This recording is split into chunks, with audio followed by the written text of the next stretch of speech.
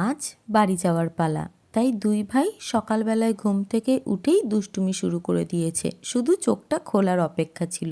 আর এইদিকে আমার তো এতটাই ঠান্ডা লেগেছিল যে গলার অবস্থা খুবই খারাপ ছিল। সকাল সকাল তো গলাটা ব্যথাও করছিল।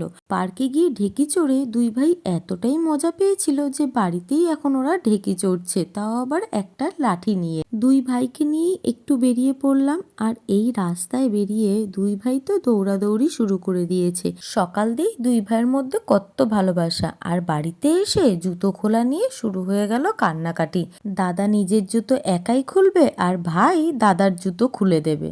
আর এইদিকে এখন লুচি বানানোর প্রিপারেশন চলছে, কারণ সেদিন তো মায়ের একাদশী ছিল। বাবিনকে স্নান করিয়ে একদম রেডি করিয়ে দিয়েছিলাম। আর এইদিকে বাবিন এখন ছাগল ছানাকে দোল দোল খাওয়াচ্ছে কোলের মধ্যে নিয়ে। আর মামু এইদিকে ছাগল ছানাকে দিচ্ছে না বলে দুই ভাই টানাটানি শুরু করে দিয়েছে, তাও আবার পা ধরে। আর নিচে নামানো মাত্রই ছাগল ছানাকে কিছুতেই মায়ের তোতো খেতে দিচ্ছিল না। সেদিন সারাটা দিন দুই ভাইতে মিলে দুষ্টুমি করে গেছে।